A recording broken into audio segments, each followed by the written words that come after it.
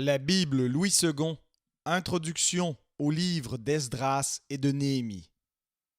Les deux livres d'Esdras et de Néhémie, dans les manuscrits hébreux, n'en forment qu'un seul, qui porte le nom de livre d'Esdras. Ce sont les traducteurs grecs de la version des Septante qui l'ont partagé en deux sections, comme ils l'avaient fait pour les livres de Samuel, des rois et des chroniques. Cette division a passé dans les autres traductions et a été introduite au XVIe siècle dans les éditions imprimées du texte hébreu de l'Ancien Testament.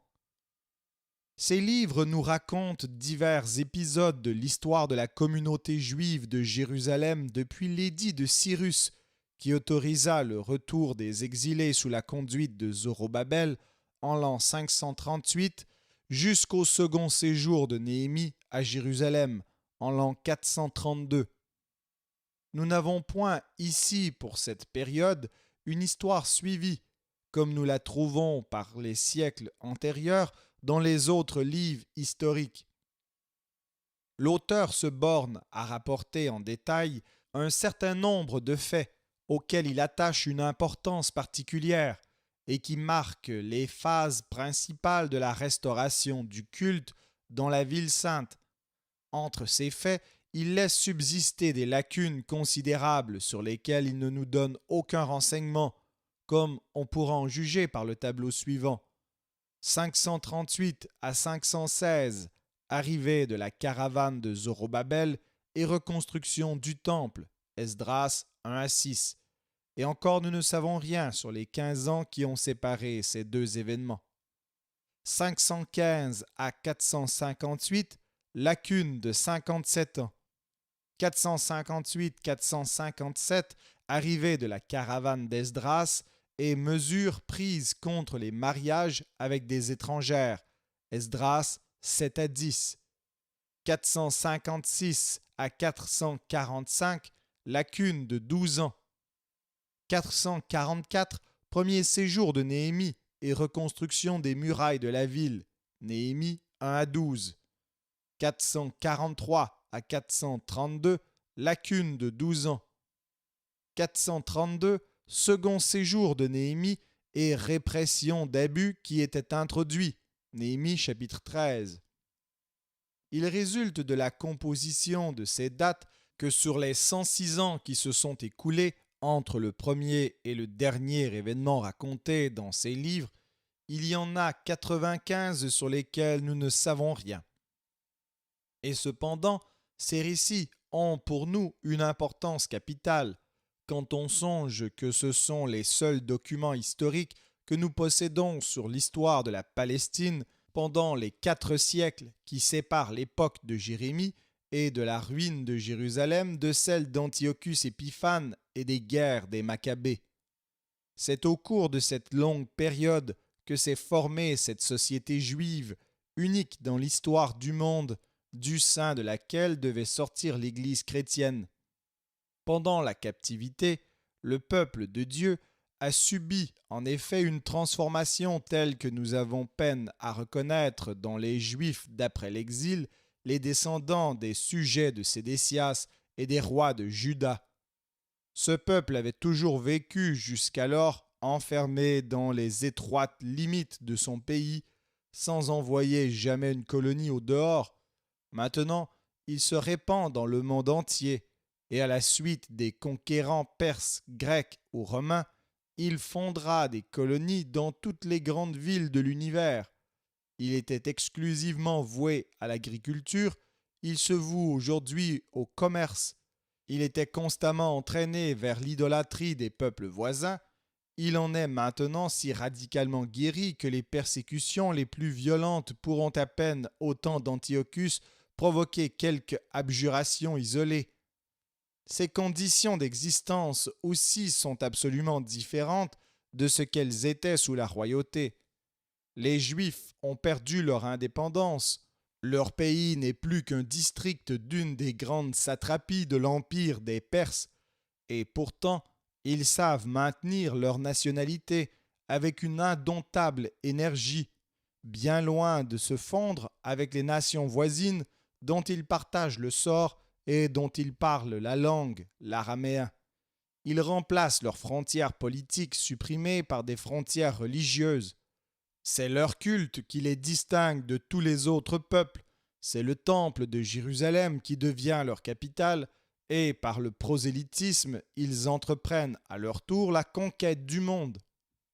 Tandis que leurs pères avaient sans cesse résisté aux appels des prophètes, la nouvelle génération recueille pieusement les enseignements de ses serviteurs de Dieu, et lorsqu'après Agé, Zacharie et Malachie, l'esprit prophétique cesse de se manifester, la nation s'attache avec un soin anxieux à l'étude de la parole écrite et tout spécialement de la loi de Moïse. C'est cette loi qu'étudieront les scribes et les docteurs. C'est cette loi que la tradition développera en l'appliquant à toutes les circonstances de la vie politique et privée. C'est cette loi qui sera le palladium de la nation et qui lui imprimera son caractère indélébile. Or, l'auteur des livres d'Esdras et de Néhémie a précisément fait choix dans son récit des événements qui peuvent le mieux nous expliquer cette étonnante transformation. Il n'y a pas lieu d'en être surpris, car cet auteur est lui-même un représentant convaincu de ce nouvel ordre de choses et il ne s'intéresse qu'aux faits qui ont contribué à l'établir et qui sont précisément ceux que nous désirons connaître. C'est lui qui nous apprend que la première caravane, conduite par Zorobabel, ne comprenait que ceux des Juifs qui avaient préféré rentrer dans leur pays plutôt que de conserver les positions lucratives qu'ils occupaient en Babylonie. Il s'opérait ainsi un important triage par lequel étaient éliminés tous ceux que n'animait pas l'esprit théocratique. Les sacrificateurs descendants d'Aaron formaient à eux seuls près du 10e des immigrants, et leur influence fut considérable. Nous apprenons que le premier soin des arrivants fut de préparer la reconstruction du temple, et si des difficultés de tout genre ralentirent le travail, l'œuvre fut cependant menée à bonne fin, grâce au concours des prophètes Agé et Zacharie. Nous apprenons comment ce fut Esdras qui apporta de Babylone la loi de Moïse, et comment, 12 ans plus tard, secondé par Néhémie, il put promulguer cette loi et faire jurer au peuple de l'observer toujours. C'est ainsi que nous savons dans quelles conditions s'est développé l'Israël d'après l'exil, qui avait pour mission de répondre à la destinée providentielle de ce peuple, si admirablement décrite dans la seconde partie d'Ésaïe.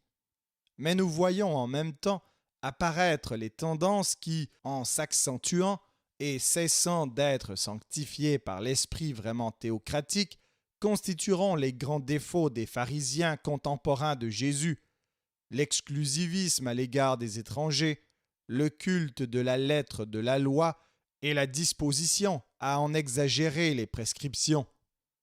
En un mot, nos deux livres ne nous donnent point une histoire suivie, mais une introduction sans laquelle nous ne saurions comprendre le développement de la nation juive pendant la période qui s'est écoulée depuis la captivité de Babylone jusqu'à Jésus-Christ.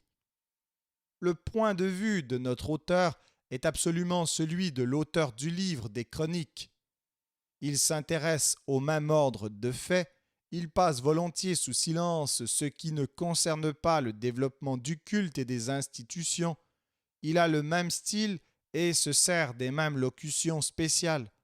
Son livre commence exactement au point où se terminent les Chroniques, ou plutôt encore l'édit de Cyrus, dont nous n'avons qu'un fragment à la fin du livre des Chroniques, est repris et complété au premier chapitre d'Esdras. De là à conclure à l'identité d'auteur, il n'y a qu'un pas. En résulte-t-il que les deux livres n'ont formé primitivement qu'un seul et même ouvrage, dont on aurait d'abord détaché la fin, Esdras et Néhémie, pour l'admettre dans le canon, parce qu'elle racontait une période nouvelle, tandis que la première partie, les Chroniques, n'aurait été admise que plus tard? Est-ce ainsi qu'il faut s'expliquer le fait que dans la plupart des manuscrits hébreux, les Chroniques occupent la dernière place dans le canon après Esdras et Néhémie?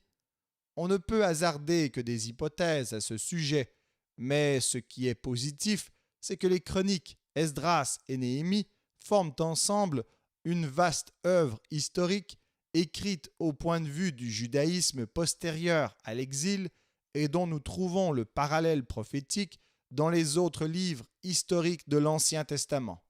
L'auteur des livres d'Esdras et de Néhémie a dû vivre assez longtemps après le temps où se passent les événements qu'il raconte.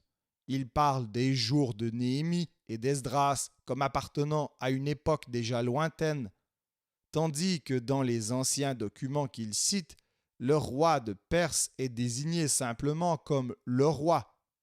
L'auteur, dans les fragments qui lui appartiennent en propre, dit le roi de Perse, comme si de son temps l'empire perse n'existait plus. Il poursuit la généalogie des souverains sacrificateurs jusqu'à Jadua, en fonction de 351 à 331, contemporain d'Alexandre le Grand. Et il est probable que Darius le Perse, nommé en Néhémie 12, 22, est Darius III, Codoman, le dernier roi de Perse. Comme nous ne trouvons d'autre part dans ces livres aucune allusion aux Grecs, nous ne devons pas descendre trop bas et nous envisageons qu'ils ont été composés à l'époque de la chute de la monarchie des Perses. Notre auteur a donc dû avoir recours à des sources écrites ou à des traditions orales pour composer son histoire, et de fait, il nous est facile de distinguer les deux principales de ces sources. Ce sont d'abord les mémoires originaux d'Esdras et ceux de Néhémie, qui se reconnaissent facilement à l'emploi du pronom de la première personne. Il est probable que d'autres passages où le récit est à la troisième personne sont cependant tirés de ces mémoires, mais ont été remaniés par le rédacteur et nous pouvons ainsi envisager comme provenant directement de cette source originale et contemporaine. Puis l'auteur a mis à profit un document écrit en langue araméenne, très bien informé, dont il a cité dans la langue originale tout un fragment, voir Esdras chapitre 4 verset 6 jusqu'au chapitre 6 verset 18. On a supposé que les événements auxquels ce fragment fait allusion doivent être placés dans cette lacune de 12 ans, entre 456 et 445, qui sépare l'arrivée d'Esdras de celle de Néhémie. D'après cette ingénieuse hypothèse, ce serait Esdras qui aurait commencé à relever les murs renversés de la ville. Le travail aurait été arrêté par ordre du roi à la suite des dénonciations des ennemis du peuple, et c'est ce qui cause la douleur de Néhémie lorsqu'il apprend cette nouvelle par quelques hommes venus de Jérusalem. Néhémie chapitre 1, verset 3. L'auteur a consulté encore d'autres documents officiels, tels que le livre des Chroniques, mentionné en Néhémie 12, 23, et qui n'a rien de commun avec le livre qui porte ce nom dans la Bible. Il en a tiré les listes de noms qu'il cite fréquemment. Il a encadré toutes ces données dans un récit où il insère d'autres renseignements qu'il a pu recueillir et où l'on reconnaît facilement le style de l'auteur dans nos deux livres des Chroniques. Nous dirons encore en terminant que dans la tradition grecque de la Bible, nos deux livres qui portent les noms de second et troisième livre d'Esdras sont précédés d'un premier livre de ce nom, qui est apocryphe et qui est en majeure partie une compilation de fragments des Chroniques et de nos deux livres. Les Bibles latines ont encore un quatrième livre d'Esdras qui est une apocalypse composée probablement au commencement du second siècle de l'ère chrétienne.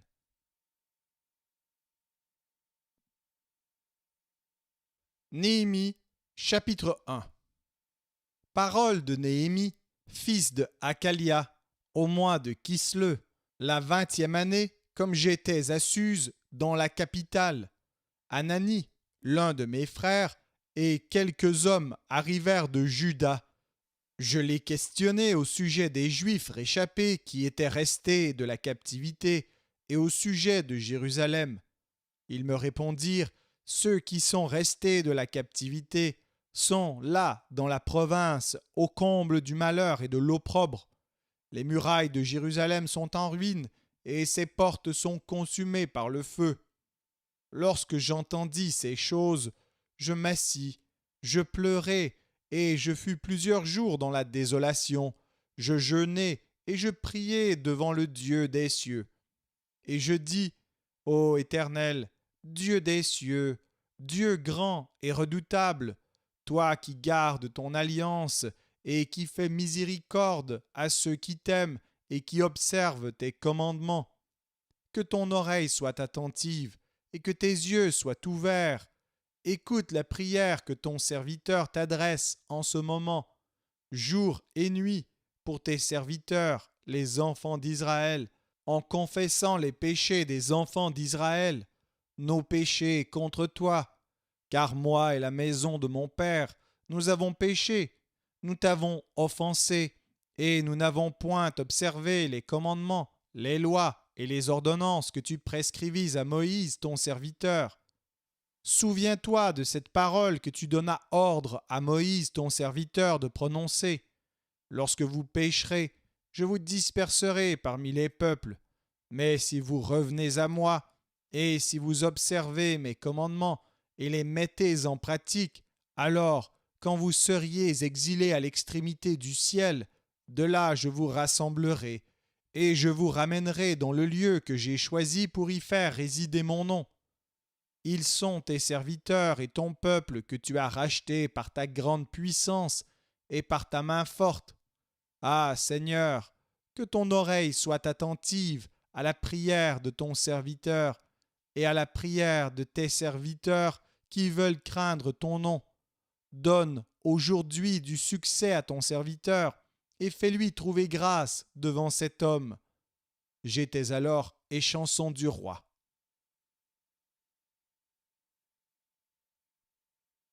Néhémie, chapitre 2. Au mois de Nissan, la 20e année du roi Artaxerxès, comme le vin était devant lui, je pris le vin et je l'offris au roi.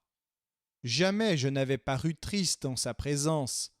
Le roi me dit, pourquoi as-tu mauvais visage? Tu n'es pourtant pas malade. Ce ne peut être qu'un chagrin de cœur.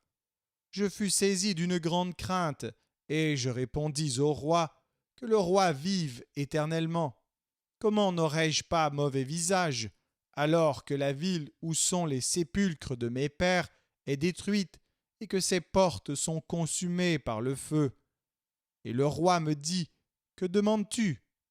Je priai le Dieu des cieux, et je répondis au roi, si le roi le trouve bon, et si ton serviteur lui est agréable, envoie-moi en Juda, vers la ville des sépulcres de mes pères, pour que je la rebâtisse. Le roi, auprès duquel la reine était assise, me dit alors, combien ton voyage durera-t-il, et quand seras-tu de retour? Il plut au roi de me laisser partir, et je lui fixai un temps. Puis je dis au roi, si le roi le trouve bon, qu'on me donne des lettres pour les gouverneurs de l'autre côté du fleuve, afin qu'ils me laissent passer et entrer en Juda, et une lettre pour Asaph, garde forestier du roi, afin qu'il me fournisse du bois de charpente pour les portes de la citadelle, près de la maison, pour la muraille de la ville et pour la maison que j'occuperai. Le roi me donna ces lettres, car la bonne main de mon Dieu était sur moi. Je me rendis auprès des gouverneurs de l'autre côté du fleuve, et je leur remis les lettres du roi qui m'avaient fait accompagner par des chefs de l'armée et par des cavaliers. Sanballat, le Horonite, et Tobija, le serviteur ammonite, l'ayant appris, eurent un grand déplaisir de ce qu'il venait un homme pour chercher le bien des enfants d'Israël. J'arrivai à Jérusalem et j'y passai 3 jours. Après quoi, je me levai pendant la nuit avec quelques hommes sans avoir dit à personne ce que mon Dieu m'avait mis au cœur de faire pour Jérusalem. Il n'y avait avec moi d'autres bêtes de somme que ma propre monture. Je sortis de nuit par la porte de la vallée, et je me dirigeai contre la source du dragon et vers la porte du fumier, considérant les murailles en ruine de Jérusalem et réfléchissant à ces portes consumées par le feu. Je passai près de la porte de la source et de l'étang du roi. Il n'y avait point de place par où pût passer la bête qui était sous moi. Je montai de nuit par le torrent, et je considérai encore la muraille, puis je rentrai par la porte de la vallée, et je fus ainsi de retour. Les magistrats ignoraient où j'étais allé, et ce que je faisais. Jusqu'à ce moment, je n'avais rien dit aux Juifs, ni aux sacrificateurs, ni aux grands, ni aux magistrats, ni à aucun de ceux qui s'occupaient des affaires. Je leur dis alors: vous voyez le malheureux état où nous sommes. Jérusalem est détruite et ses portes sont consumées par le feu. Venez, rebâtissons la muraille de Jérusalem, et nous ne serons plus dans l'opprobre. Et je leur racontai comment la bonne main de mon Dieu avait été sur moi, et quelles paroles le roi m'avait adressées. Ils dirent: levons-nous et rebâtissons. Et ils se fortifièrent dans cette bonne résolution. Sanballat, le Horonite, Tobija, le serviteur ammonite, et Geshem, l'arabe, en ayant été informés, se moquèrent de nous et nous méprisèrent. Ils dirent: que faites-vous là? Vous révoltez-vous contre le roi? Et je leur fis cette réponse: le Dieu des cieux nous donnera le succès. Nous, ses serviteurs, nous nous lèverons et nous bâtirons. Mais vous, vous n'avez ni part, ni droit, ni souvenir dans Jérusalem.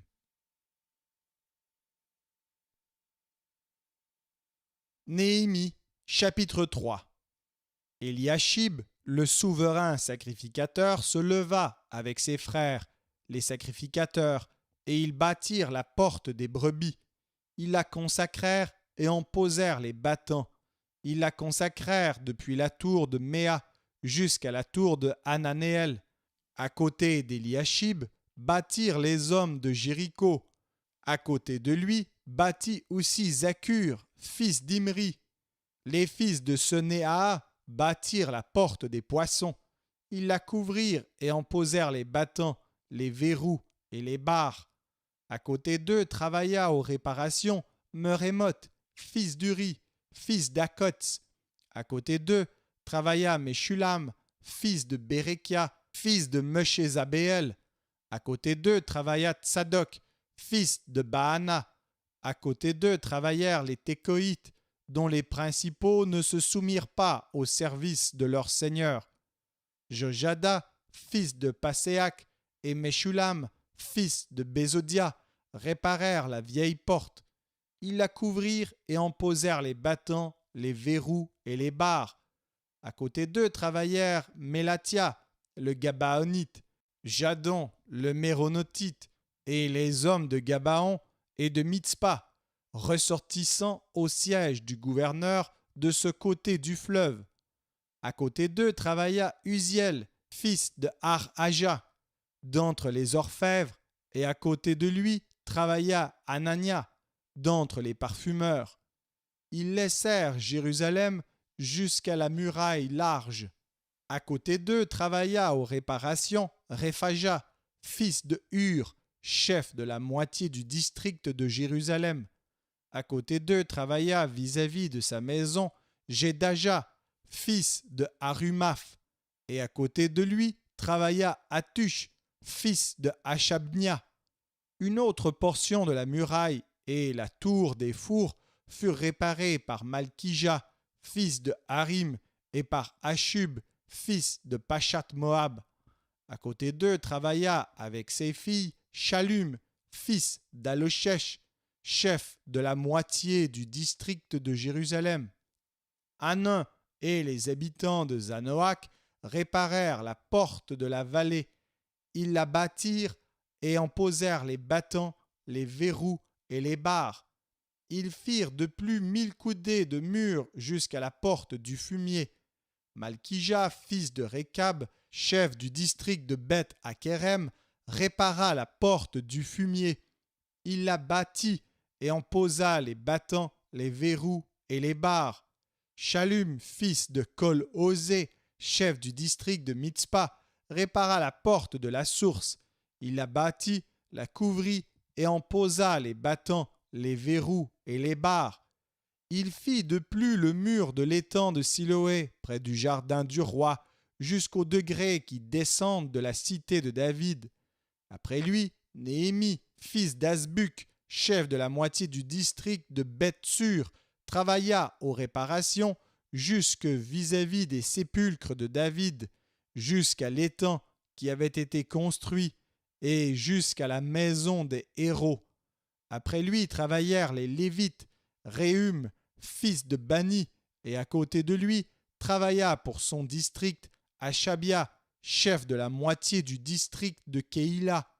Après lui travaillèrent leurs frères, Bavaï, fils de Enadad, chef de la moitié du district de Keïla, et à côté de lui Ézer, fils de Josué, chef de Mitzpah, répara une autre portion de la muraille, vis-à-vis de la montée de l'arsenal à l'angle. Après lui, Baruch, fils de Zabaï, répara avec ardeur une autre portion, depuis l'angle jusqu'à la porte de la maison d'Eliashib, le souverain sacrificateur. Après lui, Merémoth, fils d'Uri, fils d'Akots, répara une autre portion, depuis la porte de la maison d'Eliashib jusqu'à l'extrémité de la maison d'Eliashib. Après lui travaillèrent les sacrificateurs des environs de Jérusalem. Après eux, Benjamin et Achub travaillèrent vis-à-vis de leur maison. Après eux, Azaria, fils de Maaséja, fils d'Anania, travailla à côté de sa maison. Après lui, Binui, fils de Enadad, répara une autre portion, depuis la maison d'Azaria jusqu'à l'angle et jusqu'au coin.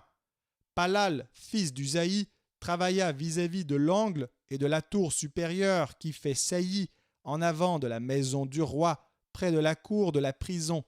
Après lui travailla Pédaja, fils de Paréosh. Les Nétiniens demeurant sur la colline travaillèrent jusque vis-à-vis de la porte des eaux à l'orient et de la tour en saillie. Après eux, les Técoïtes réparèrent une autre portion vis-à-vis de la grande tour en saillie jusqu'au mur de la colline. Au-dessus de la porte des chevaux, les sacrificateurs travaillèrent chacun devant sa maison. Après eux, Tsadok, fils d'Imer, travailla devant sa maison. Après lui travailla Shemaïdja, fils de Shekania, gardien de la porte de l'Orient. Après eux, Anania, fils de Shélémia, et Hanan, le 6e fils de Tsalaf, réparèrent une autre portion de la muraille. Après eux, Meshulam, fils de Bérékia, travailla vis-à-vis de sa chambre. Après lui, Malkija, d'entre les orfèvres, travailla jusqu'aux maisons des Nétiniens et des marchands, vis-à-vis de la porte de Mifkad, et jusqu'à la chambre haute du coin. Les orfèvres et les marchands travaillèrent entre la chambre haute du coin et la porte des brebis.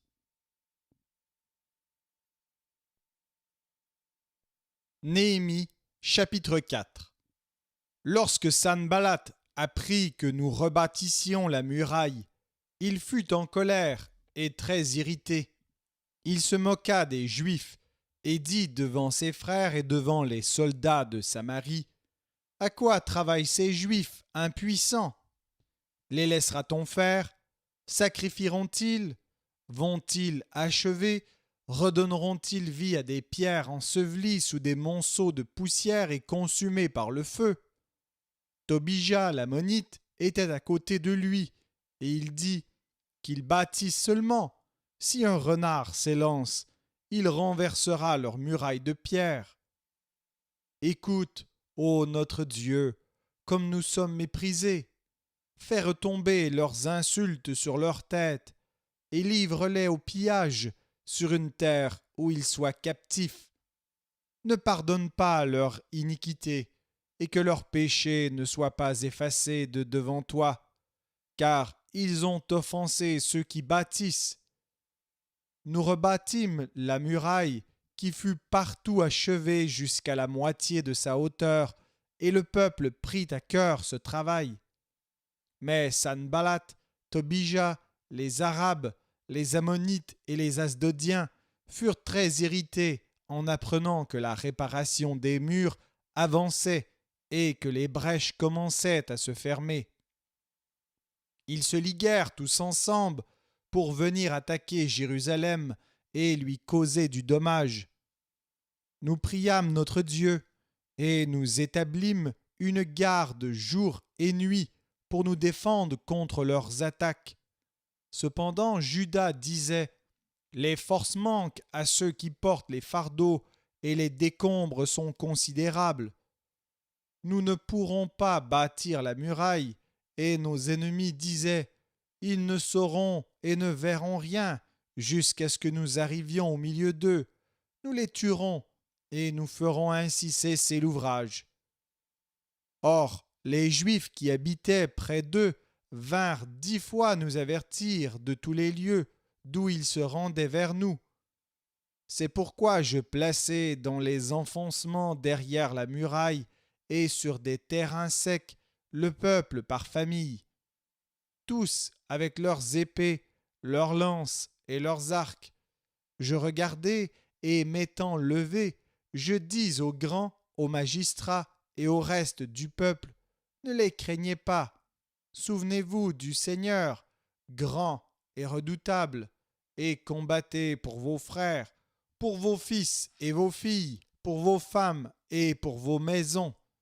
Lorsque nos ennemis apprirent que nous étions avertis, Dieu anéantit leurs projets, et nous retournâmes tous à la muraille, chacun à son ouvrage.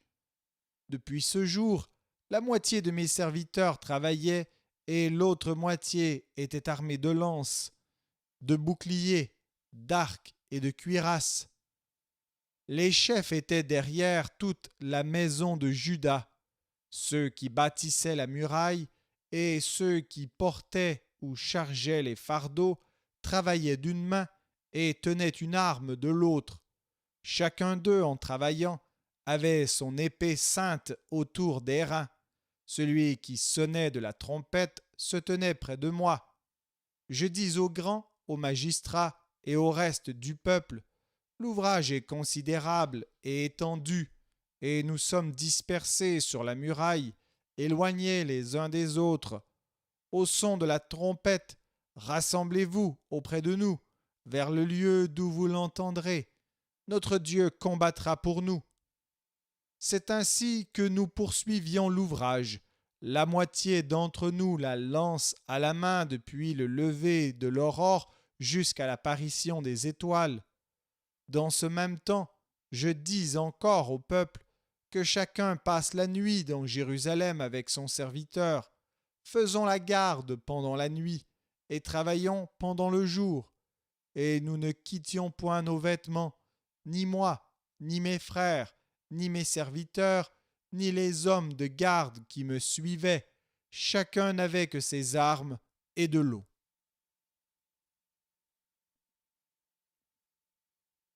Néhémie, chapitre 5.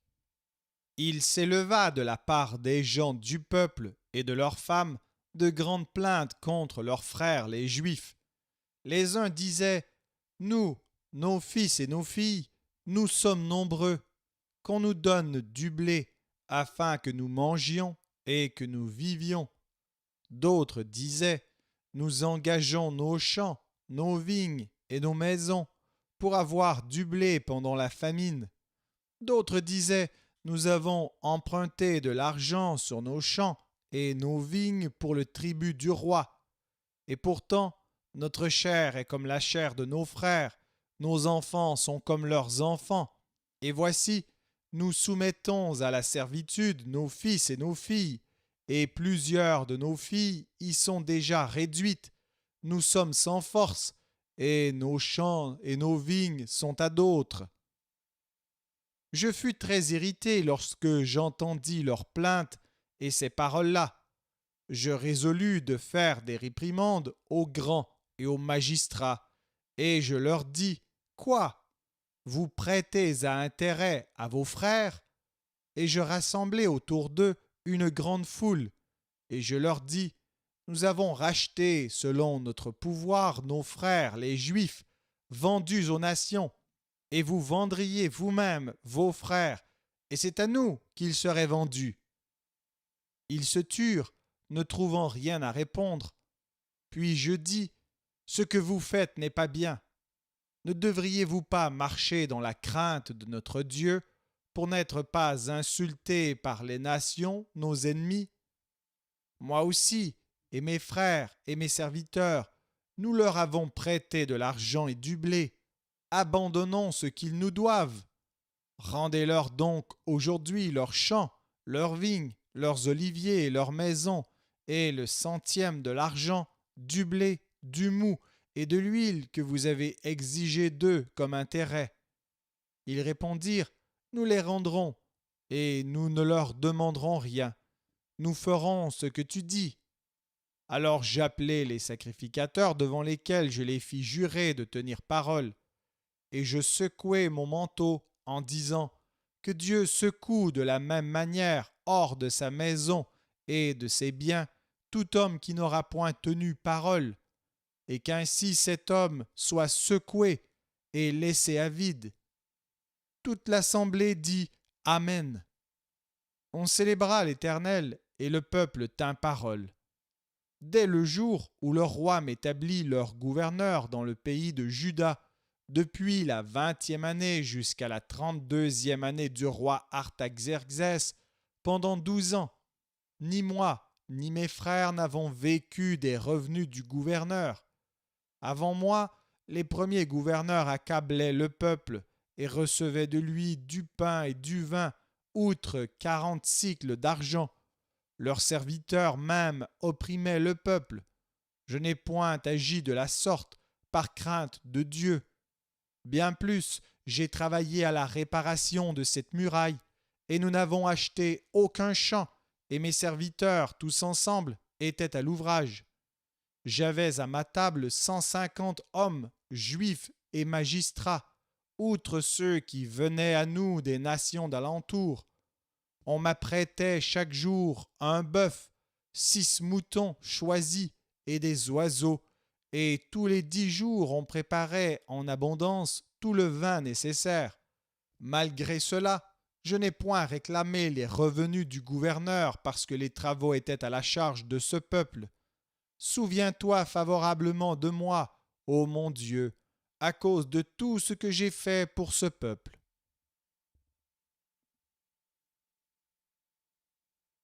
Néhémie, chapitre 6.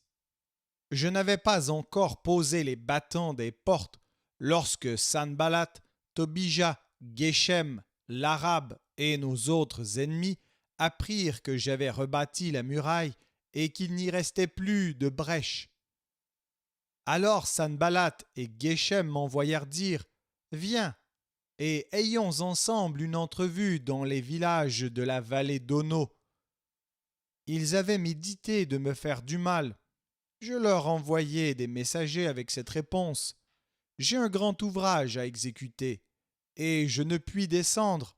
Le travail serait interrompu pendant que je le quitterais pour aller vers vous.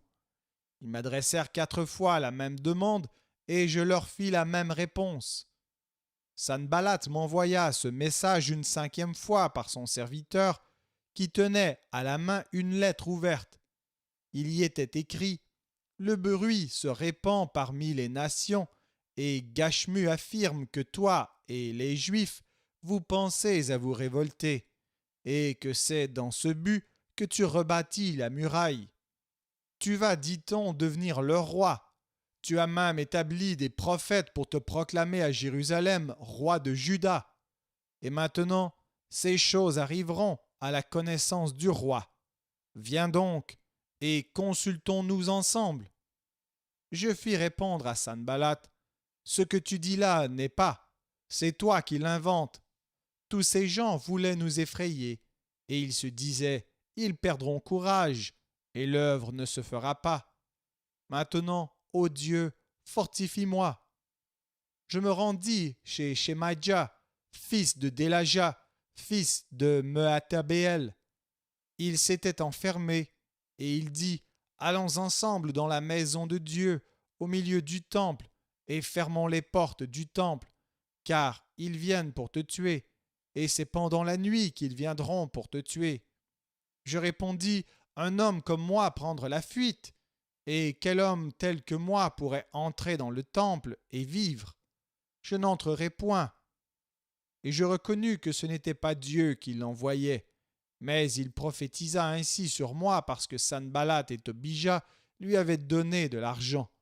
En le gagnant ainsi, ils espéraient que j'aurais peur et que je suivrais ses avis et commettrais un péché, et ils auraient profité de cette atteinte à ma réputation pour me couvrir d'opprobre.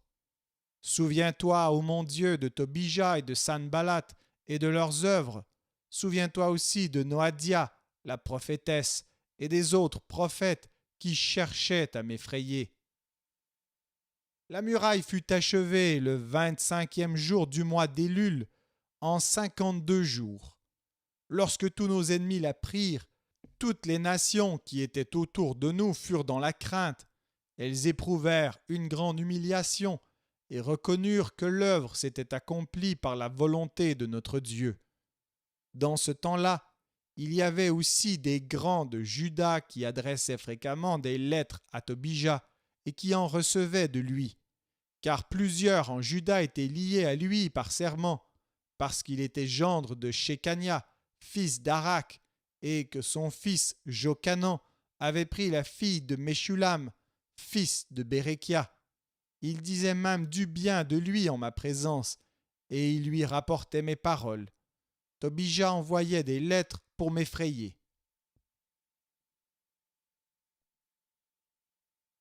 Néhémie, chapitre 7. Lorsque la muraille fut rebâtie et que j'eus posé les battants des portes, on établit dans leurs fonctions les portiers, les chantres et les lévites. Je donnai mes ordres à Anani, mon frère, et à Anania, chef de la citadelle de Jérusalem, homme supérieur au grand nombre par sa fidélité et par sa crainte de Dieu. Je leur dis, les portes de Jérusalem ne s'ouvriront pas avant que la chaleur du soleil soit venue, et l'on fermera les battants au verrou en votre présence. Les habitants de Jérusalem feront la garde, chacun à son poste devant sa maison. La ville était spacieuse et grande, mais peu peuplée, et les maisons n'étaient pas bâties. Mon Dieu me mit au cœur d'assembler les grands, les magistrats et le peuple pour en faire le dénombrement. Je trouvai un registre généalogique de ceux qui étaient montés les premiers, et j'y vis écrit ce qui suit. Voici ceux de la province qui revinrent de l'exil, ceux que Nebuchadnezzar, roi de Babylone, avait emmenés captifs et qui retournèrent à Jérusalem et en Juda, chacun dans sa ville. Ils partirent avec Zorobabel, Josué, Néhémie, Azaria, Rahamia, Nakamani, Mardoché, Bilshan, Mesperet, Bigvaï, Nehum, Baana, nombre des hommes du peuple d'Israël. Les fils de Paréosh, 2172. Les fils de Shephatia, 372. Les fils d'Arak, 652. Les fils de Pachat Moab, des fils de Josué et de Joab, 2818. Les fils d'Élam, 1254. Les fils de Zatu, 845. Les fils de Zakaï, 760. Les fils de Binui, 648. Les fils de Bébaï, 628. Les fils d'Asgad, 2322. Les fils d'Adonikam, 667. Les fils de Bigvaï, 2067. Les fils d'Adin, 655. Les fils d'Ater de la famille d'Ézéchias, 98. Les fils de Hachum, 328. Les fils de Betsaï, 324. Les fils de Harif, 112. Les fils de Gabaon, 95. Les gens de Bethléem et de Netopha, 188. Les gens d'Anatoth, 128. Les gens de Beth Azmavet, 42. Les gens de Kirjat Jearim, de Képhira et de Beéroth, 743. Les gens de Rama et de Geba, 621. Les gens de Mikmas, 122. Les gens de Bethel et d'Aï, 123. Les gens de l'autre Nebo, 52. Les fils de l'autre Élam, 1254. Les fils de Harim, 320. Les fils de Jéricho, 345. Les fils de Lod, de Hadid et d'Ono, 721. Les fils de Sénaa, 3930. Sacrificateurs, les fils de Jedaïja, de la maison de Josué, 973. Les fils d'Imer, 1052. Les fils de Pashur, 1247. Les fils de Harim, 1017. Lévites, les fils de Josué et de Kadmiel, des fils d'Odva, 74. Chantres, les fils d'Azaph, 148. Portiers, les fils de Shallum, les fils d'Ater, les fils de Talmon, les fils d'Akub, les fils de Hatita, les fils de Shobaï, 138. Nétiniens, les fils de Tisha, les fils de Asufa, les fils de Tabaoth, les fils de Kéros, les fils de Sia, les fils de Padon, les fils de Lebana, les fils de Agaba, les fils de Salmaï, les fils de Hanan, les fils de Guidel, les fils de Gachar, les fils de Rehaja, les fils de Retsin, les fils de Nekoda, les fils de Gazam, les fils d'Uza, les fils de Paséac, les fils de Bessaï, les fils de Meunim, les fils de Néphishim, les fils de Bakbuk, les fils de Akufa, les fils de Harur, les fils de Batslit, les fils de Meïda, les fils de Archa, les fils de Barkos, les fils de Sisera, les fils de Tamak, les fils de Netsiak, les fils de Hatifa, fils des serviteurs de Salomon, les fils de Sotaï, les fils de Sopheret, les fils de Périda, les fils de Jaala, les fils de Darkon, les fils de Guidel, les fils de Shephatia, les fils de Hatil, les fils de Pokeret Hatsebaïm, les fils d'Amon. Total des Nétiniens et des fils des serviteurs de Salomon, 392. Voici ceux qui partirent de Tel Mélak, de Tel Archa, de Kérub Adon et d'Imer, et qui ne purent pas faire connaître leur maison paternelle et leur race pour prouver qu'ils étaient d'Israël. Les fils de Délaja, les fils de Tobija, les fils de Nekoda, 642. Et parmi les sacrificateurs, les fils de Obaja, les fils d'Akots, les fils de Barziaï, qui avaient pris pour femme une des filles de Barziaï, le Galaadite, et fut appelée de leur nom. Ils cherchèrent leurs titres généalogiques, mais ils ne les trouvèrent point. On les exclut du sacerdoce, et le gouverneur leur dit de ne pas manger des choses très saintes jusqu'à ce qu'un sacrificateur eût consulté l'Urim et le Tumim. L'assemblée tout entière était de 42 360 personnes, sans compter leurs serviteurs et leurs servantes, au nombre de 7 337. Parmi eux se trouvaient 245 chantres et chanteuses. Ils avaient 736 chevaux, 245 mulets, 435 chameaux et 6720 ânes. Plusieurs des chefs de famille firent des dons pour l'œuvre. Le gouverneur donna au trésor 1000 darics d'or, 50 coupes, 530 tuniques sacerdotales. Les chefs de famille donnèrent au trésor de l'œuvre 20 000 darics d'or et 2200 mines d'argent. Le reste du peuple donna 20 000 darics d'or, 2000 mines d'argent et 67 tuniques sacerdotales. Les sacrificateurs et les Lévites, les portiers, les chantres, les gens du peuple, les Néthiniens et tout Israël s'établirent dans leur ville. Le 7e mois arriva et les enfants d'Israël étaient dans leur ville.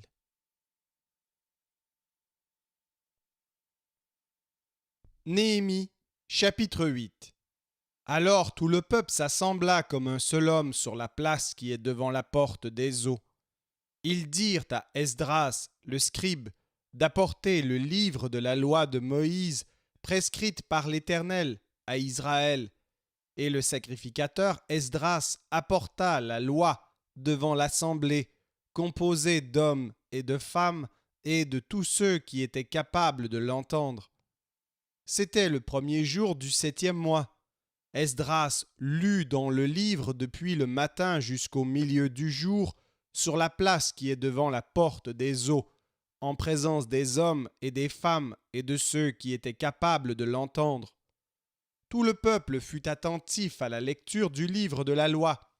Esdras, le scribe, était placé sur une estrade de bois, dressée à cette occasion.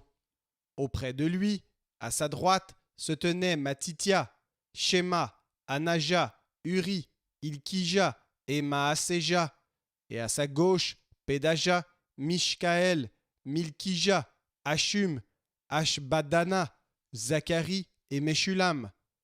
Esdras ouvrit le livre à la vue de tout le peuple, car il était élevé au-dessus de tout le peuple, et lorsqu'il l'eut ouvert, tout le peuple se tint en place.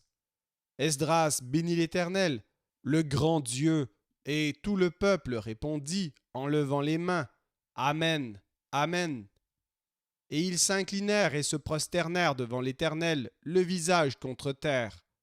Josué, Bani, Chérébia, Jamin, Akub, Shabtaï, Odija, Maaséja, Kelita, Azaria, Josabad, Hanan, Pélaja et les Lévites expliquaient la loi au peuple, et chacun restait à sa place.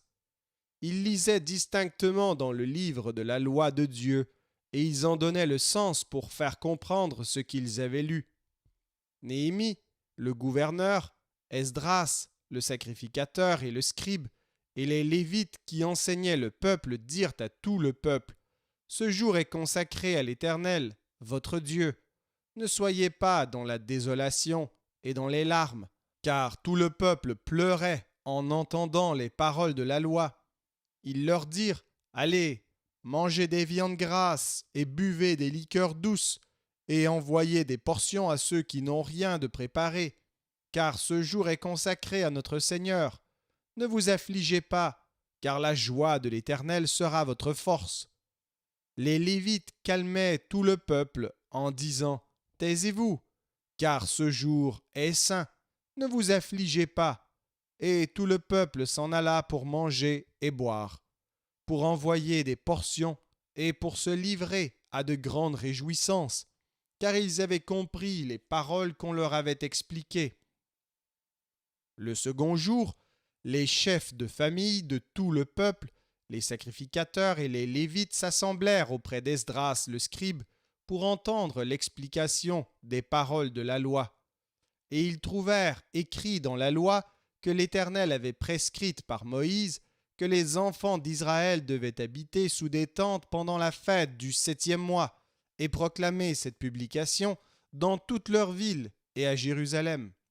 Allez chercher à la montagne des rameaux d'olivier sauvages, des rameaux de myrte, des rameaux de palmier et des rameaux d'arbres touffus pour faire des tentes, comme il est écrit.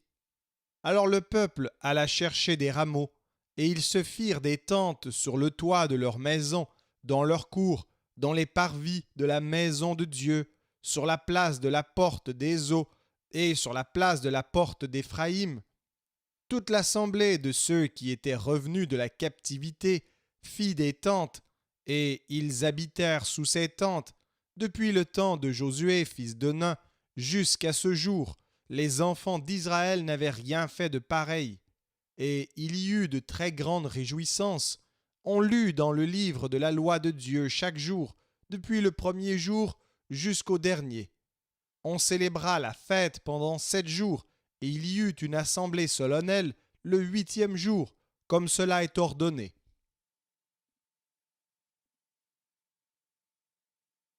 Néhémie, chapitre 9.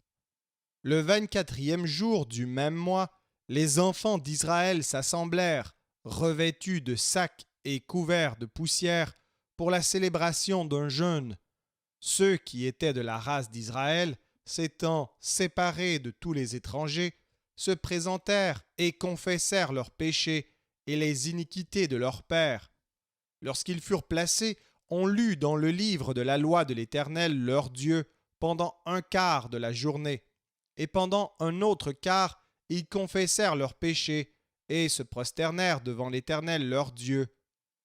Josué, Bani, Kadmiel, Shebania, Buni, Shérébia, Bani et Kenani montèrent sur l'estrade des Lévites et crièrent à haute voix vers l'Éternel leur Dieu. Et les Lévites, Josué, Kadmiel, Bani, Achabnia, Shérébia, Odija, Shebania et Pétajja dirent: Levez-vous, bénissez l'Éternel votre Dieu, d'éternité en éternité. Que l'on bénisse ton nom glorieux, qui est au-dessus de toute bénédiction et de toute louange. C'est toi, Éternel, toi seul, qui as fait les cieux des cieux et toute leur armée, la terre et tout ce qui est sur elle, les mers et tout ce qu'elles renferment. Tu donnes la vie à toutes ces choses, et l'armée des cieux se prosterne devant toi. C'est toi, Éternel Dieu, qui as choisi Abraham, qui l'a fait sortir d'Ur en Chaldée, et qui lui a donné le nom d'Abraham. Tu trouvas son cœur fidèle devant toi. Tu fis alliance avec lui, et tu promis de donner à sa postérité le pays des Cananéens, des Hétiens, des Amoréens, des Phéréziens, des Jébusiens et des Girgasiens. Et tu as tenu ta parole, car tu es juste. Tu vis l'affliction de nos pères en Égypte, et tu entendis leurs cris vers la mer Rouge. Tu opéras des miracles et des prodiges contre Pharaon, contre tous ses serviteurs et contre tout le peuple de son pays, parce que tu savais avec quelle méchanceté ils avaient traité nos pères, et tu fis paraître ta gloire comme elle paraît aujourd'hui. Tu fendis la mer devant eux, et ils passèrent à sec au milieu de la mer, mais tu précipitas dans l'abîme comme une pierre au fond des eaux ceux qui marchaient à leur poursuite. Tu les guidas le jour par une colonne de nuée, et la nuit par une colonne de feu qui les éclairait dans le chemin qu'ils avaient à suivre. Tu descendis sur la montagne de Sinaï, tu leur parlas du haut des cieux, et tu leur donnas des ordonnances justes, des lois de vérité, des préceptes et des commandements excellents. Tu leur fis connaître ton saint sabbat, et tu leur prescrivis par Moïse, ton serviteur, des commandements, des préceptes et une loi. Tu leur donnas du haut des cieux du pain quand ils avaient faim, et tu fis sortir de l'eau du rocher quand ils avaient soif, et tu leur dis d'entrer en possession du pays que tu avais juré de leur donner. Mais nos pères se livrèrent à l'orgueil et raidirent leur cou. Ils n'écoutèrent point tes commandements, ils refusèrent d'obéir, et ils mirent en oubli les merveilles que tu avais faites en leur faveur. Ils raidirent leur cou, et dans leur rébellion, ils se donnèrent un chef pour retourner à leur servitude. Mais toi, tu es un Dieu prêt à pardonner, compatissant et miséricordieux, lent à la colère et riche en bonté, et tu ne les abandonnas pas. Même quand ils se firent un veau en fonte et dirent: Voici ton Dieu qui t'a fait sortir d'Égypte, et qu'ils se livrèrent envers toi à de grands outrages. Dans ton immense miséricorde, tu ne les abandonnas pas au désert, et la colonne de nuée ne cessa point de les guider le jour dans leur chemin, ni la colonne de feu de les éclairer la nuit dans le chemin qu'ils avaient à suivre. Tu leur donnas ton bon esprit pour les rendre sages. Tu ne refusas point ta manne à leur bouche, et tu leur fournis de l'eau pour leur soif. Pendant 40 ans, tu pourvus à leur entretien dans le désert, et ils ne manquèrent de rien. Leurs vêtements ne s'usèrent point, et leurs pieds ne s'enflèrent point. Tu leur livras des royaumes et des peuples, dont tu partageas entre eux les contrées, et ils possédèrent le pays de Sion, roi de Hesbon, et le pays d'Og, roi de Basan. Tu multiplias leurs fils comme les étoiles des cieux, et tu les fis entrer dans le pays dont tu avais dit à leur père qu'ils prendraient possession. Et leurs fils entrèrent et prirent possession du pays. Tu humilias devant eux les habitants du pays, les Cananéens, et tu les livras entre leurs mains, avec leurs rois et les peuples du pays, pour qu'ils les traitassent à leur gré. Ils devinrent maîtres des villes fortifiées et des terres fertiles. Ils possédèrent des maisons remplies de toutes sortes de biens, des citernes creusées, des vignes, des oliviers et des arbres fruitiers en abondance. Ils mangèrent, ils se rassasièrent, ils s'engraissèrent, et ils vécurent dans les délices par ta grande bonté. Néanmoins, ils se soulevèrent et se révoltèrent contre toi. Ils jetèrent ta loi derrière leur dos. Ils tuèrent tes prophètes qui les conjuraient de revenir à toi, et ils se livrèrent envers toi à de grands outrages. Alors tu les abandonnas entre les mains de leurs ennemis, qui les opprimèrent. Mais au temps de leur détresse, ils crièrent à toi, et toi, tu les entendis du haut des cieux, et dans ta grande miséricorde, tu leur donnas des libérateurs qui les sauvèrent de la main de leurs ennemis. Quand ils eurent du repos, ils recommencèrent à faire le mal devant toi.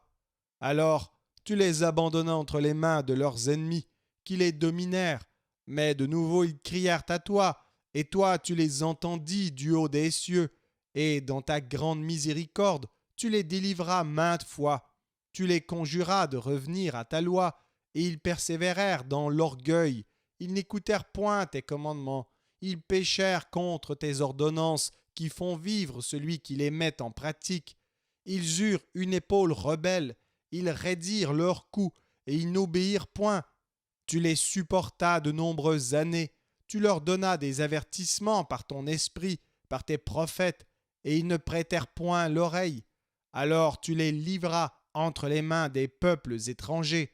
Mais dans ta grande miséricorde, tu ne les anéantis pas, et tu ne les abandonnas pas, car tu es un Dieu compatissant et miséricordieux.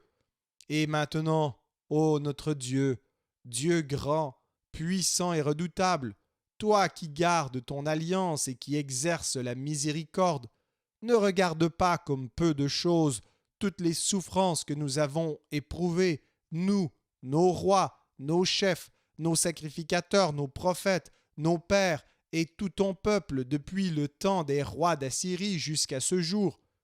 Tu as été juste dans tout ce qui nous est arrivé, car tu t'es montré fidèle, et nous avons fait le mal. Nos rois, nos chefs, nos sacrificateurs et nos pères n'ont point observé ta loi, et ils n'ont point été attentifs ni à tes commandements, ni aux avertissements que tu leur adressais, pendant qu'ils étaient les maîtres au milieu des bienfaits nombreux que tu leur accordais dans le pays vaste et fertile que tu leur avais livré. Ils ne t'ont point servi, et ils ne se sont point détournés de leurs œuvres mauvaises. Et aujourd'hui, nous voici esclaves sur la terre que tu as donnée à nos pères, pour qu'ils jouissent de ses fruits et de ses biens. Elle multiplie ses produits pour les rois auxquels tu nous as assujettis à cause de nos péchés. Ils dominent à leur gré sur nos corps et sur notre bétail, et nous sommes dans une grande angoisse. Pour tout cela, nous contractâmes une alliance que nous mîmes par écrit, et nos chefs, nos lévites et nos sacrificateurs y apposèrent leur sceau.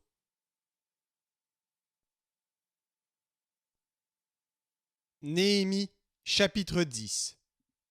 Voici ceux qui apposèrent leur sceau: Néhémie, le gouverneur, fils de Hakalia, Sédécias, Séraja, Azaria, Jérémie, Pashur, Amaria, Malkija, Atush, Shebania, Maluk, Harim, Merémoth, Abdias, Daniel, Guineton, Baruch, Meshulam, Abija, Mijamin, Maazia, Bilgaï, Shemaja, sacrificateur.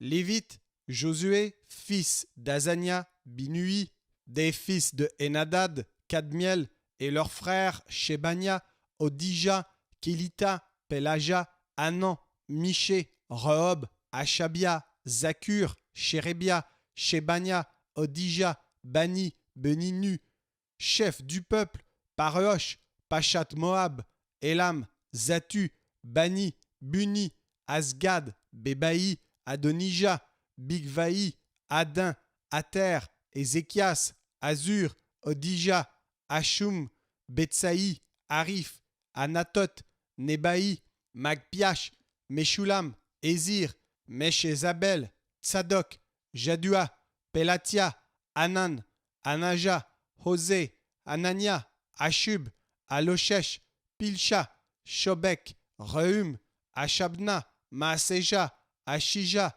Hanan, Anan, Maluk, Harim, Baana.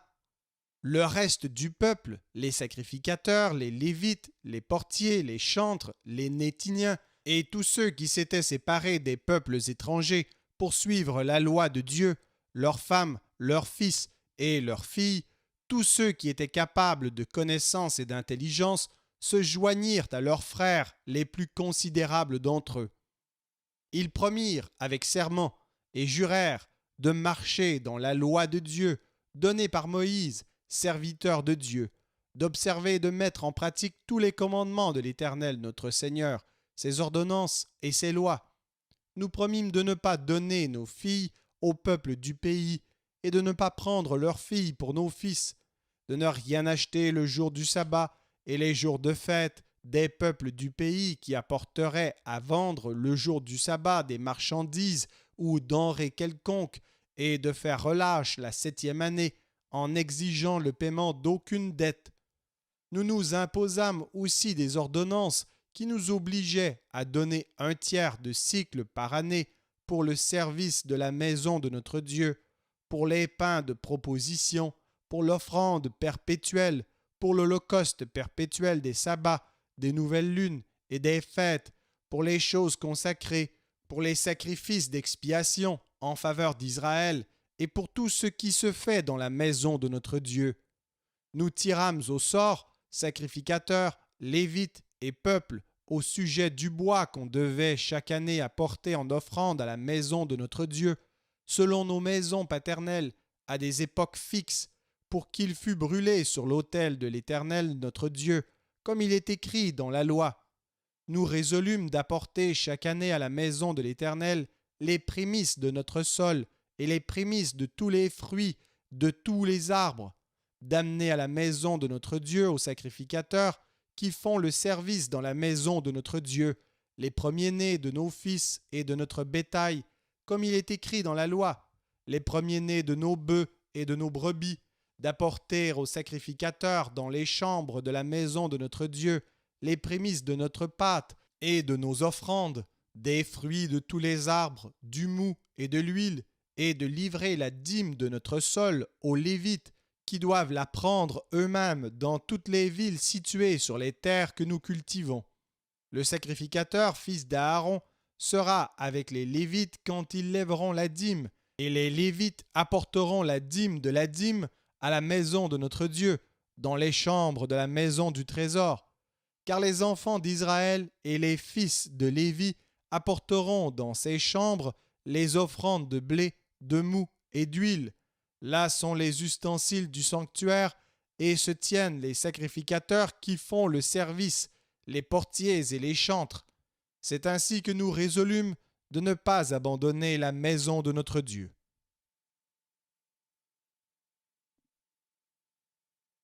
Néhémie, chapitre 11. Les chefs du peuple s'établirent à Jérusalem.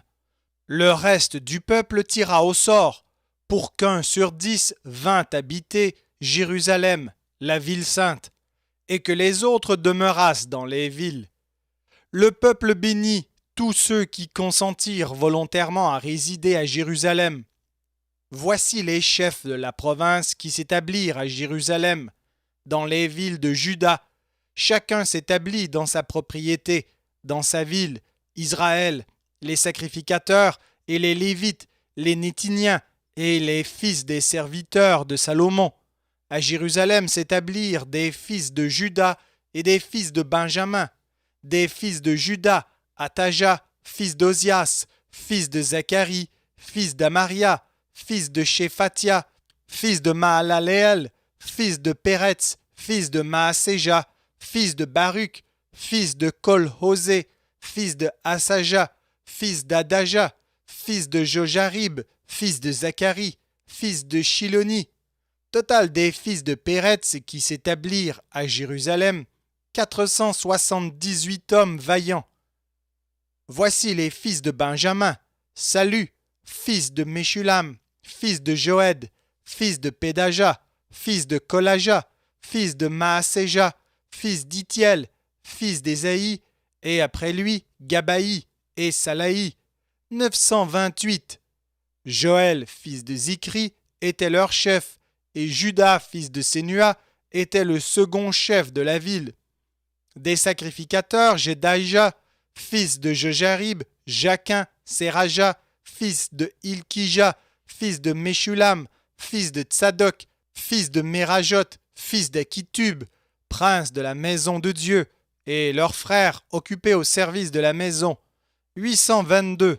Adaja, fils de Jérocam, fils de Pélalia, fils d'Amtsi, fils de Zacharie, fils de Pashur, fils de Malkija, et ses frères, chefs des maisons paternelles, 242. Et Amachaï, fils d'Azaréel, fils d'Agzi, fils de Meshilémoth, fils d'Imer, et leurs frères, vaillants hommes, 128. Zabdiel, fils de Guédolim, était leur chef. Des Lévites, Shemaïja, fils de Hashub, fils d'Azrikam, fils de Hashabia, fils de Buni, fils de Shabtaï, et Josabad, chargé des affaires extérieures de la maison de Dieu, et faisant partie des chefs des Lévites, Matania, fils de Miché, fils de Zabdi, fils d'Azaph, le chef qui entonnait la louange à la prière, et Bakbukia, le second parmi ses frères, et Abda, fils de Shamua, fils de Galal, fils de Jédutun. Total des Lévites dans la ville sainte, 284. Et les portiers, Akub, Talmon et leurs frères, gardiens des portes, 172. Le reste d'Israël, les sacrificateurs, les Lévites, s'établirent dans toutes les villes de Juda, chacun dans sa propriété. Les Néthiniens s'établirent sur la colline, et ils avaient pour chef Tisha et Gishpa. Le chef des Lévites à Jérusalem était Uzi, fils de Bani, fils de Hashabia, fils de Matania, fils de Miché, d'entre les fils d'Azaph, les chantres chargés des offices de la maison de Dieu. Car il y avait un ordre du roi concernant les chantres, et un salaire fixe leur était accordé pour chaque jour. Pétajah, fils de Méché-Zabel, des fils de Zérak, fils de Juda, était commissaire du roi pour toutes les affaires du peuple. Dans les villages et leurs territoires, des fils de Juda s'établirent à Kirjat-Arba, et dans les lieux de son ressort, à Dibon, et dans les lieux de son ressort, à Jekabtséel, et dans les villages de son ressort, à Jéshua, à Molada, à Beth-Palet, à Hatsar-Shual, à Beer-Sheba, et dans les lieux de son ressort, à Tsiklag, à Mekona, et dans les lieux de son ressort, à En-Rimon, à Tsoréa, à Jarmut, à Zanoach, à Adulam, et dans les villages de leur ressort, à Lachis et dans son territoire, à Azeka et dans les lieux de son ressort. Ils s'établirent depuis Beer-Sheba jusqu'à la vallée de Ben-Hinnom.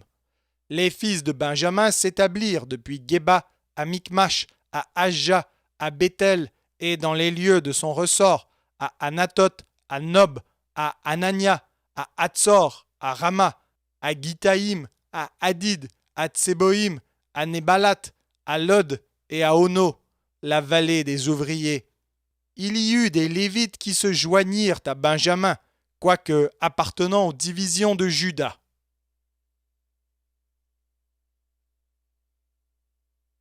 Néhémie, chapitre 12. Voici les sacrificateurs et les Lévites qui revinrent avec Zorobabel, fils de Shealtiel, et avec Josué. Seraja, Jérémie, Esdras, Amaria, Maluk, Atush, Shekania, Rehum, Merémoth, Ido, Gintoi, Abija, Mijamin, Maadia, Bilga, Shemaïja, Jejarib, Jedaïja, Salu, Amok, Ilkija, Jedaïja.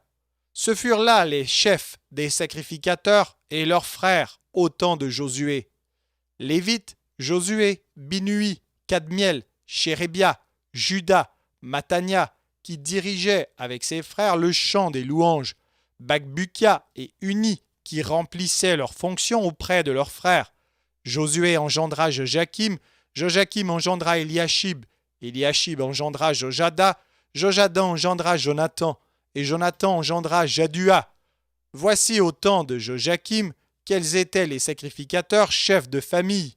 Pour Seraja, Meuraja, pour Jérémie, Anania, pour Esdras, Meshulam, pour Amaria, Jokanan, pour Meluki, Jonathan, pour Shebania, Joseph, pour Harim, Adna, pour Merajot, Elkaï, pour Ido, Zacharie, pour Guineton, Meshulam, pour Abija, Zikri, pour Minjamin et Moadia, Piltaï, pour Bilga, Shamua, pour Shemaïja, Jonathan, pour Jojarib, Matnaï, pour Jedaïja, Uzi, pour Salaï, Kalaï, pour Amok, Héber, pour Ilkija, Achabia, pour Jedaïja, Netanéel, autant d'Eliashib, de Jodaja, de Jokanan et de Jadua, les Lévites, chefs de famille et les sacrificateurs furent inscrits sous le règne de Darius, le Perse.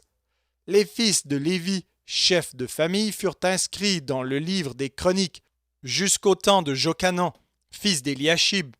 Les chefs des Lévites, Achabia, Chérébia et Josué, fils de Kadmiel et leurs frères avec eux, les uns vis-à-vis des autres, étaient chargés de célébrer et de louer l'Éternel selon l'ordre de David, homme de Dieu. Matania, Bakbukia, Abdias, Meshulam, Talmon et Akub, portiers, faisaient la garde au seuil des portes. Ils vivaient au temps de Joachim, fils de Josué, fils de Jotsadak, et au temps de Néhémie, le gouverneur, et d'Esdras, le sacrificateur et le scribe. Lors de la dédicace des murailles de Jérusalem, on appela les Lévites de tous les lieux qu'ils habitaient, et on les fit venir à Jérusalem, afin de célébrer la dédicace et la fête par des louanges et par des chants, au son des cymbales, des luttes et des harpes. Les fils des chantres se rassemblèrent des environs de Jérusalem, des villages des Nétophatiens, de Beth-Gilgal et du territoire de Géba et d'Azmavet, car les chantres s'étaient bâtis des villages aux alentours de Jérusalem. Les sacrificateurs et les Lévites se purifièrent, et ils purifièrent le peuple, les portes et la muraille. Je fis monter sur la muraille les chefs de Juda, et je formai 2 grands chœurs. Le premier se mit en marche du côté droit sur la muraille, vers la porte du fumier. Derrière ce chœur marchait Osée et la moitié des chefs de Juda, Azaria, Esdras, Meshulam, Juda, Benjamin, Shemaïja et Jérémie. Des fils de sacrificateurs avec des trompettes, Zacharie, fils de Jonathan, fils de Shemaïja, fils de Matania, fils de Miché, fils de Zakur, fils d'Azaph, et ses frères Shemaïja, Azaréel, Milalaï, Gilalaï, Maaï, Netanéel, Juda et Anani, avec les instruments de musique de David, homme de Dieu. Esdras, le scribe, était à leur tête. À la porte de la source, ils montèrent vis-à-vis d'eux les degrés de la cité de David par la montée de la muraille, au-dessus de la maison de David, jusqu'à la porte des eaux, vers l'Orient. Le second chœur se mit en marche à l'opposite. J'étais derrière lui, avec l'autre moitié du peuple sur la muraille. Passant au-dessus de la tour des fours, on alla jusqu'à la muraille large, puis au-dessus de la porte d'Éphraïm, de la vieille porte, de la porte des poissons, de la tour de Hananeuel et de la tour de Méa, jusqu'à la porte des brebis. Et l'on s'arrêta à la porte de la prison. Les 2 chœurs s'arrêtèrent dans la maison de Dieu, Et nous fîmes de même, moi et les magistrats qui étaient avec moi, et les sacrificateurs, Eliakim, Maaséja, Minjamin, Miché, Eljoénaï, Zacharie, Anania, avec des trompettes, et Maaséja, Shemaïja, Éléazar, Uzi, Jocanan, Malkija, Élam et Ézer. Les chantres se firent entendre, dirigés par Jizrakja. On offrit ce jour-là de nombreux sacrifices, et on se livra aux réjouissances, car Dieu avait donné au peuple un grand sujet de joie. Les femmes et les enfants se réjouirent aussi, et les cris de joie de Jérusalem furent entendus au loin. En ce jour, on établit des hommes ayant la surveillance des chambres qui servaient de magasins pour les offrandes, les prémices et les dîmes, et on les chargea d'y recueillir du territoire des villes les portions assignées par la loi aux sacrificateurs et aux Lévites, car Juda se réjouissait de ce que les sacrificateurs et les Lévites étaient à leur poste, observant tout ce qui concernait le service de Dieu et des purifications. Les chantres et les portiers remplissaient aussi leurs fonctions, selon l'ordre de David et de Salomon, son fils, car autrefois, du temps de David et d'Asaph, il y avait des chefs, des chantres et des chants de louanges et d'actions de grâce en l'honneur de Dieu. Tout Israël au temps de Zorobabel et de Néhémie donna les portions des chantres et des portiers. Jour par jour, on donna aux Lévites les choses consacrées, et les Lévites donnèrent aux fils d'Aaron les choses consacrées.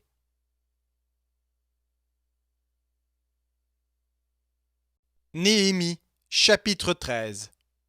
Dans ce temps, on lut en présence du peuple dans le livre de Moïse, et l'on y trouva écrit que l'Ammonite et le Moabite ne devraient jamais entrer dans l'assemblée de Dieu, parce qu'ils n'étaient pas venus au-devant des enfants d'Israël avec du pain et de l'eau, et parce qu'ils avaient appelé contre eux, à prix d'argent, Balaam, pour qu'il les maudît. Mais notre Dieu changea la malédiction en bénédiction. Lorsqu'on eut entendu la loi, on sépara d'Israël tous les étrangers.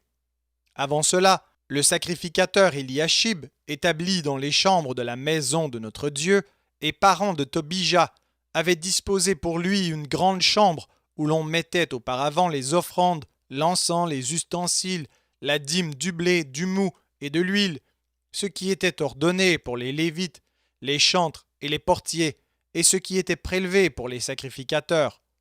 Je n'étais point à Jérusalem quand tout cela eut lieu, car j'étais retourné auprès du roi la 32e année d'Artaxerxès, roi de Babylone.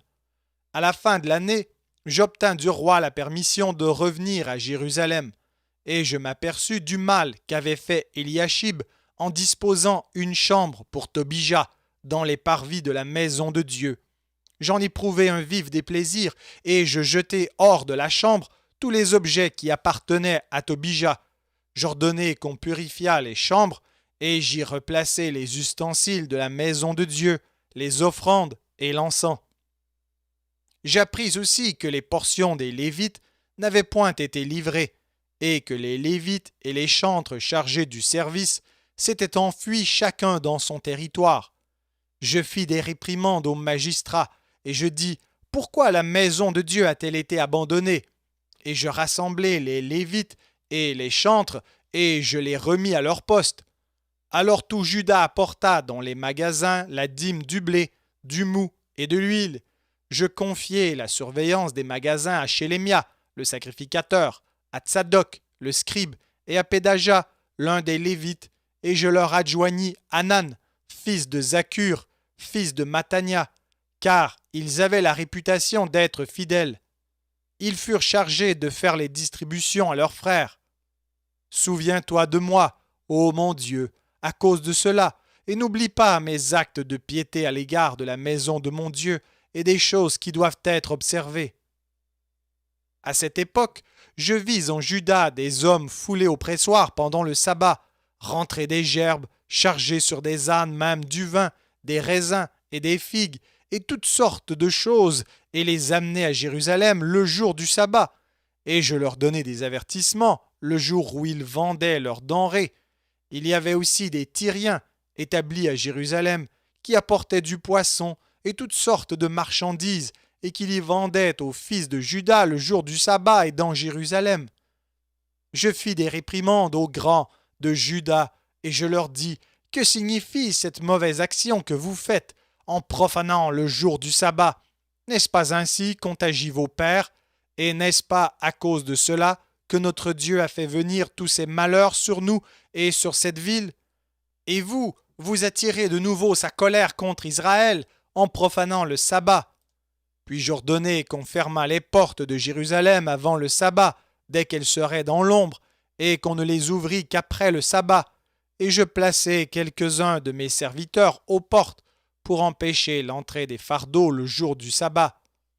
Alors les marchands et les vendeurs de toutes sortes de choses passèrent 1 ou 2 fois la nuit hors de Jérusalem. Je les avertis en leur disant, « Pourquoi passez-vous la nuit devant la muraille? Si vous le faites encore, je mettrai la main sur vous. » Dès ce moment, ils ne vinrent plus pendant le sabbat. J'ordonnai aussi aux Lévites de se purifier et de venir garder les portes pour sanctifier le jour du sabbat. Souviens-toi de moi, ô mon Dieu, à cause de cela, et protège-moi selon ta grande miséricorde. À cette même époque, je vis des Juifs qui avaient pris des femmes asdodiennes, ammonites, moabites. La moitié de leurs fils parlaient l'asdodien et ne savaient pas parler le juif. Ils ne connaissaient que la langue de tel ou tel peuple. Je leur fis des réprimandes et je les maudis. J'en frappai quelques-uns, je leur arrachai les cheveux et je les fis jurer au nom de Dieu en disant « Vous ne donnerez pas vos filles à leurs fils et vous ne prendrez pas leurs filles pour vos fils ni pour vous. » N'est-ce pas en cela qu'a péché Salomon, roi d'Israël? Il n'y avait point de roi semblable à lui parmi la multitude des nations. Il était aimé de son Dieu, et Dieu l'avait établi roi sur tout Israël. Néanmoins, les femmes étrangères l'entraînèrent aussi dans le péché.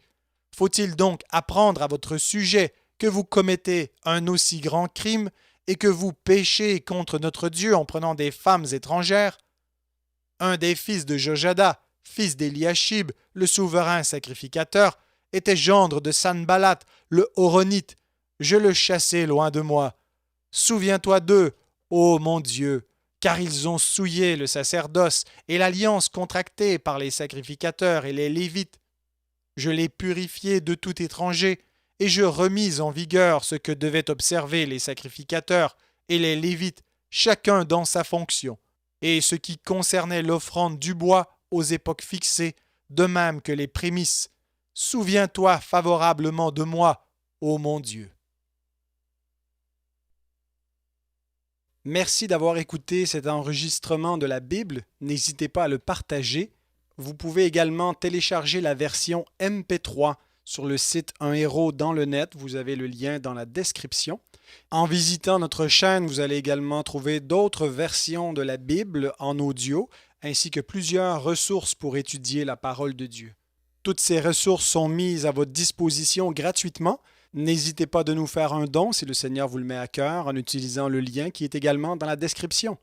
Merci encore et que Dieu vous bénisse.